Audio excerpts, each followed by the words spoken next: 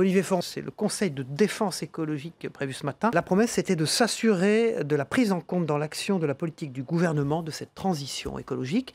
Vous prenez cette affaire très au sérieux, vous vous intéressez à l'issue de ce qui se passera, ce Conseil de défense écologique et son suivi.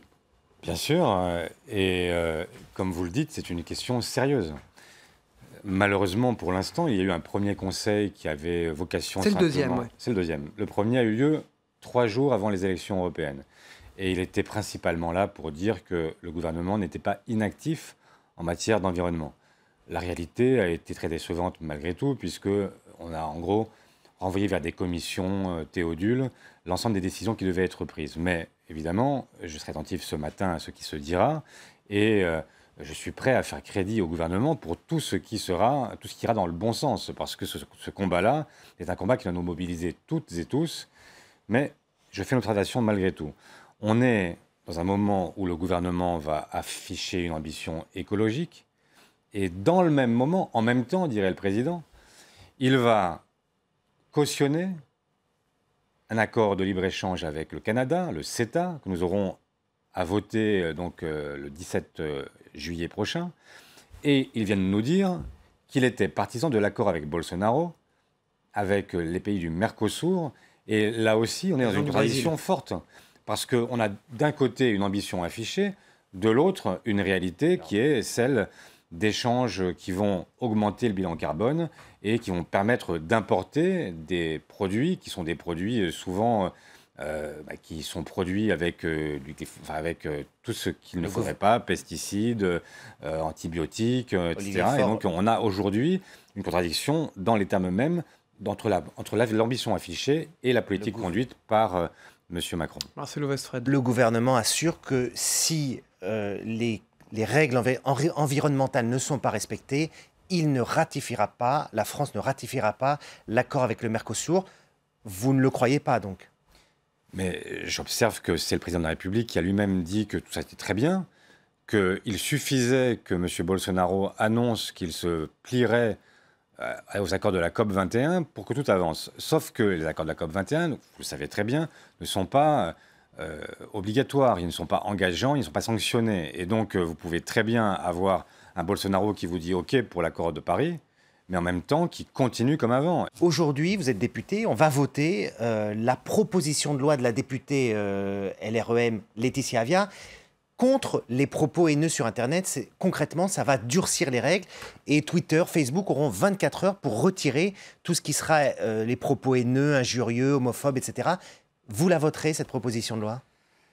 C'est une bonne question parce qu'au moment où nous parlons, je ne sais pas encore ce que je ferai. Pourquoi ? Je partage l'intention de Laetitia Avia. Elle a raison. Aujourd'hui, Twitter et Facebook deviennent parfois des poubelles à injures et donc c'est insupportable et on ne peut pas laisser se propager sur la toile ce qu'on ne laisse pas se propager dans la vie réelle. Et donc, c'est un sujet. Après, dans les mécanismes qui conduisent à faire le nettoyage complet de la toile, c'est vrai qu'il y a des difficultés. Notamment ce que vous venez d'évoquer, cette obligation pour Facebook, Twitter, etc., de nettoyer en 24 heures. Moi, ce que je crains, compte tenu de ce que sont les sanctions qui leur sont éventuellement imposées, très lourdes sanctions, eh bien, c'est que le nettoyage soit fait de manière un peu rapide et qu'on en vienne à brider la liberté d'expression. Mais, et je réfléchis en vous parlant, et il y a une réunion de groupe tout à l'heure au cours de laquelle nous réfléchirons une dernière fois entre nous. Je suis quand même plutôt partisan de voter parce que je veux laisser ce signal-là. Mais je souhaite que ce soit une expérimentation et qu'on puisse y revenir si d'aventure on s'apercevait que ça a des conséquences qui sont des conséquences sur la liberté que représente encore le réseau social Twitter ou Facebook. Les municipales, vous avez redit hier qu'il n'était pas question d'alliance entre socialistes et La République En Marche dans les municipales. Où est-ce que vous en êtes en la matière, notamment sur des gens de chez vous qui obtiennent l'investiture ou le soutien de La République En Marche et qui sont mis en porte-à-faux? Je pense par exemple au cas d'Olivier Klein, le maire de Clichy-sous-Bois le mois dernier. Comment est-ce que vous allez gérer tout ça et quel est votre cap, votre ligne en la matière? Bon, le cap, il est simple. Moi, je souhaite que tous les partis soutiennent tous les maires socialistes de France, parce que ce sont les meilleurs.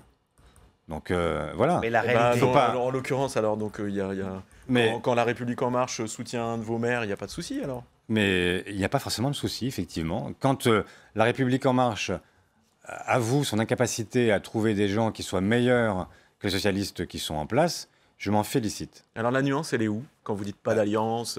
La nuance, elle est simplement dans le fait que je souhaite qu'il n'y ait pas d'accord avec La République En Marche. Si le soutien est un soutien sans condition, si les maires qui sont soutenus continuent à être dans l'opposition à la politique menée par Emmanuel Macron, où est le sujet ? Le sujet, il est avec ceux qui, effectivement, sont prêts à soutenir la politique actuelle. Localement, Moi, ça peut poser question à un certain de vos militants, par exemple. Mais moi, ce que je leur Un dis... sujet. Non, mais moi, je ne veux pas laisser La République En Marche choisir les maires qu'elle prend pas, etc. Et moi, les exclure du simple fait qu'ils ont été soutenus par d'autres. Tant mieux s'ils sont soutenus par d'autres. Maintenant, la question qui est posée à ces gens qui reçoivent un soutien de La République En Marche, c'est de savoir où eux se situent. S'ils considèrent que la politique conduite aujourd'hui par Emmanuel Macron est une bonne politique, on vient de le dire en matière environnementale, est-ce que c'est suffisant? Est-ce qu'ils considèrent que ce qui se fait dans l'acte 2 sur la politique sociale, est-ce que vous considérez que sur l'assurance chômage, c'est bien de prélever 3,5 milliards sur les chômeurs et sur les précaires? Si vous considérez que c'est bien, allez à La République En Marche. Si vous considérez Donc, que la clé pour rester chez sur les vous, appels, c'est il faut de dire, continuer je à prends le dépecer soutien. les locataires.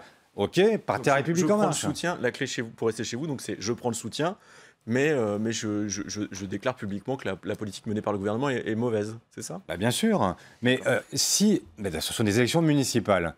Vous avez des maires qui font leur boulot de manière excellente. Il y a parfois des marcheurs qui ne savent pas comment marcher dans ces communes, qui ne trouvent pas de candidats, qui n'ont pas de capacité, parce qu'ils n'ont pas d'ancrage local, à venir concurrencer ces maires-là. Et ils disent, mais, au fond, ce qu'ils font sur le plan local, ça me va. Et donc, je suis prêt à les soutenir. Bah, tant mieux. Et je ne vais pas les blâmer de venir soutenir les meilleurs. Olivier Faure, comment vous réagissez quand vous voyez Yannick Jadot, l'écologiste, dire « Moi, je suis prêt à travailler, enfin notre formation, avec des maires d'hiver droite. Si par exemple ils font du bio dans leur cantine, il n'y a aucune raison. » C'est une approche complètement différente. Ah oui, c'est une approche différente. Moi, je considère que la cantine bio, c'est très bien. Et ça doit être un critère de choix. Mais si le maire qui fait du bio dans sa cantine est aussi celui qui délaisse les quartiers pour s'occuper uniquement du centre-ville, alors effectivement, je ne peux pas adhérer à cette politique-là. Et ce qui distingue fondamentalement les politiques de gauche et les politiques de droite, c'est qu'il y a une attention portée à l'ensemble d'une commune que ne portent pas forcément les maires de droite. Et donc, effectivement, là, il y a un désaccord profond. Moi, je ne souhaite pas d'accord avec la droite. Vous avez vu que Delphine Batho, qui était dans vos rangs il n'y a pas longtemps, qui a été d'ailleurs ministre socialiste avant de changer, s'est affichée hier avec Yannick Jadot et ils vont travailler ensemble pour les municipales, puis pour la présidentielle. Est-ce que la dynamique à gauche, elle n'est pas à Europe Écologie Les Verts? Il y a une dynamique, oui, bien sûr. Et toute la question, c'est de savoir comment est-ce qu'on rassemble la gauche et les écologistes. Parce qu'il y a une dynamique, vous avez raison de le souligner, mais enfin, quand même, on est... J'entends Yannick Jadot, qui est un peu la grenouille en l'histoire. C'est-à-dire Vous connaissez la fable de La Fontaine, la grenouille et le bœuf. Et à la fin, la grenouille, elle éclate. Pourquoi? Parce qu'elle a voulu se faire plus grosse que le bœuf. 13,5, ça n'est pas 51%. Est-ce que c'est assez simple à comprendre? Quand on fait 13,5 dans un scrutin européen, qui est le scrutin le plus favorable pour les écologistes, ça ne fait pas 51% pour gagner une élection présidentielle. Je l'appelle au rassemblement. Je l'appelle tout simplement à comprendre que s'il veut véritablement conduire les politiques qu'il entend conduire sur le plan environnemental, il ne peut pas le faire avec des libéraux. S'il le fait avec des libéraux, il sera lui-même dans la contradiction dans laquelle est aujourd'hui Emmanuel Macron.